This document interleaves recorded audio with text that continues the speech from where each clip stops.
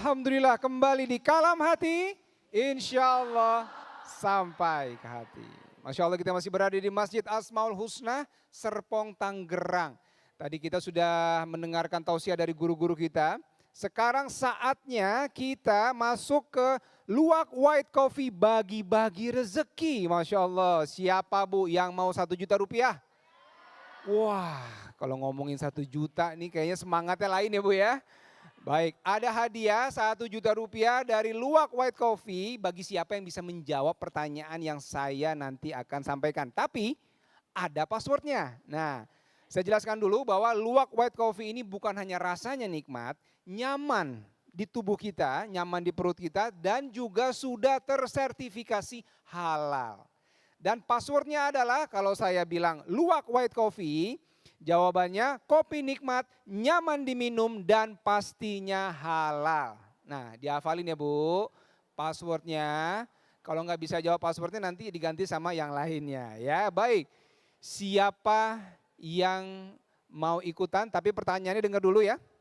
Saya kasih pertanyaannya, dengarkan baik-baik. Mana yang bukan varian rasa dari Luwak White Coffee? A.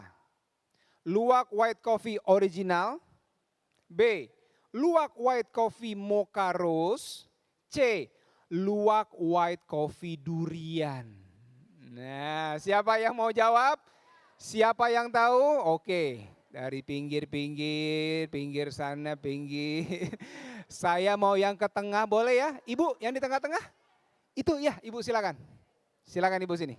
Siap-siap ya, ada hadiah 1 juta rupiah dari Luwak White Coffee. Oke, pelan-pelan Ibu. Silakan Ibu boleh berdiri di sebelah sini. Ini mic-nya. Baik, pelan-pelan Ibu. Boleh sebutkan nama dan dari majelis taklim mana? Silakan Bu. Nama saya Riril Suhartina dari Majelis Taklim Istiqomah Gading Serpong. Majelis Taklim Istiqomah Gading Serpong. Passwordnya adalah Luwak White Coffee. Kopinya nikmat, nyaman diminum, dan pastinya halal. Masya Allah, berhasil. Passwordnya sudah berhasil. Baik Ibu, pertanyaannya saya ulang. Mana yang bukan varian rasa dari Luwak White Coffee? A. Luwak White Coffee original. B. Luwak White Coffee Mocha Rose. Dan C. Luwak White Coffee durian. Yang C. Yang C? Iya, durian. Apa? Durian. Durian? Iya. Yakin Bu? Yakin. Bener nggak Ibu-Ibu? Wah. Karena saya sering minum light kopi. Oh Ibu sering minum Luwak White Coffee, ya. Masya Allah. Yang durian tidak ada soalnya. Baik, kalau begitu jawabannya benar dan 1 juta rupiah. Terima kasih. Buat Ibu dari Gading Serpong. Iya. Ya baik, terima kasih banyak Ibu. Ya. Di bawah saja ini. Saya pegang dulu mic-nya. Terima kasih Ibu, selamat sekali lagi. Boleh kembali ke tempat? Ibu, sehat-sehat ya. Kembali ke tempat, Masya Allah. Terima kasih buat Luwak White Coffee yang sudah memberikan rezeki untuk semua yang hadir di sini dan Ibu yang sudah memenangkan. Masya Allah. Selamat sekali lagi Ibu dan sekarang kita langsung masuk ke segmen tanya jawab. Siapa yang mau bertanya? Baik. Di yang paling depan dulu barisan Ibu yang pakai kacamata sama kayak saya Ibu. Silakan langsung bertanya. Assalamualaikum warahmatullahi wabarakatuh. Baik, kami memperkenalkan diri kami. Kami nama Iit dari Majelis Taklim Istiqomah Gading Serpong. Apabila kita sholat, baik mulut maupun dalam hati kita membaca surat, namun pikiran kita mikirkan yang lain. Misalnya mikirkan hutang. Apakah sholat kita itu sah? Mohon pencerahannya Ustadz. Assalamualaikum warahmatullahi wabarakatuh. Jadi intinya bagaimana agar khusyuk ya Bu ya dalam sholat. Tadi supaya nggak inget yang lain-lain. Baik, silakan Ustaz Syahdan. Selama syarat dan rukunnya terpenuhi, ya itu tetap sah sholat kita.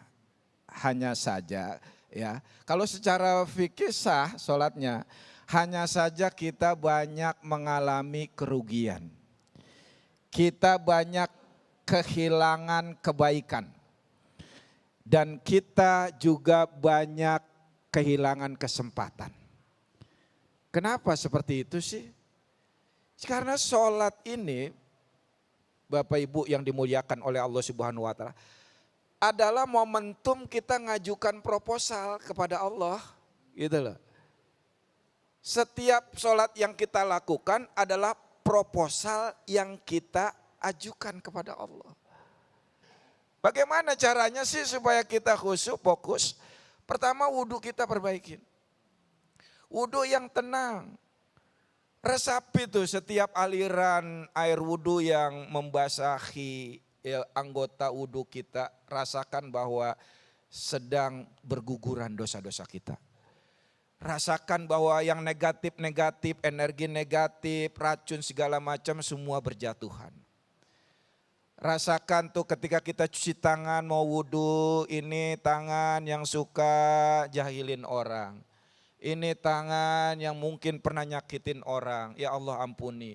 Begitu kita kumur, ini mulut yang sering gibahin orang. Ini mulut yang suka dengkiin orang dan seterusnya. Begitu juga tangan kita, wajah kita dan seterusnya. Resapin itu. Setelah itu kita berdiri, kasih jeda. Kita siapkan mental kita. Ibu-ibu kira-kira kalau ngadep presiden, ketemu presiden, diajak ngobrol sama presiden gimana kira-kira? Hah? Gimana kira-kira? Belum ketemu aja udah 3 hari gak bisa tidur, bener gak? Pakaian udah gonta-ganti, salah lagi. Sikat gigi sampai 17 kali tuh. Ya kan? Begitu ketemu presiden apa? Ngomongnya aja ditata. Banyak nunduknya, merendahkan diri, HP disimpan, betul enggak?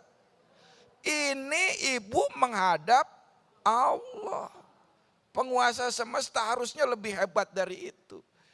Dan begitu ibu mau takbir, siapkan ya Allah, aku pasrahkan semua urusanku kepadamu. Nanti baru insya Allah kita pahami bacaannya, insya Allah akan tenang. Wallahu a'lam bishawab. Masya Allah, jadi diresapi ya Bu ya. Kemudian khusyuk itu juga bagian dari tadi mengajukan proposal. Karena hidup kita pasti banyak permintaan. Ya Allah mau minta ini, tapi syaratnya sholatnya harus baik dulu ya Ustaz ya. Baik, terima kasih Ustaz Syahdan, Masya Allah.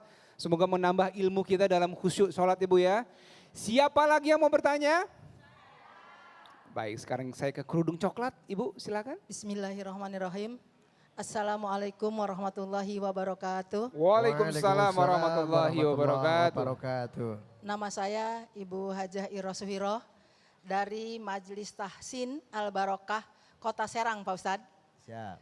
Saya ingin bertanya kepada Bapak Ustadz Munawir Ngacir. Bagaimana caranya Pak Ustadz kita memberitahu atau ngajakin orang-orang yang susah sholatnya. Males lah katakan begitu Pak Ustadz ya. Yeah. Baik itu untuk anak muda, remaja ataupun orang-orang yang seusia kami, orang tua. Bagaimana caranya Pak Ustadz supaya kita ngajakinnya bisa. Ngajakin yuk kita sholat. Terima kasih Pak Ustadz. Billahi taufiq wal hidayah. Wassalamualaikum warahmatullahi wabarakatuh. Waalaikumsalam warahmatullahi wabarakatuh. Ya Allah, pertanyaannya itu nyindir ke saya Bu. Iya, saya juga kadang-kadang telat Bu. Enggak sealim apa yang ditanyakan oleh Ibu. Mohon maaf, apalagi kalau kita ngajak sama temen seumuran. Kadang-kadang begitu ngajak, sok suci, begitu enggak? Kadang-kadang berantem juga. Apalagi yang disuruh lebih pinter. Makanya ketika mempunyai sifat sombong seperti itu, di dalam kitab Daqaiqul Ahyar dijelaskan la tujallis walau kana aliman. Jangan kau berteman dengan orang seperti itu. Walaupun itu alim. Nah terus kemudian bagaimana cara saya ngajaknya? Nah tentunya kita dinasehati langsung oleh Allah Subhanahu wa taala di dalam surah Al-Asr, wal 'asr. Demi innal insana lafi, kita orangnya selalu rugi illal ladzina amanu wa amilus solihati wa tawa Nah kita ambil kalimatnya watawa. Itu kalau di dalam ilmu bahasa Arab itu watawa sobil hak itu mempunyai arti lil musyarakah bainas naini faaksaro. Artinya apa? Kita saling menasehati bil haqqi dengan kebenaran.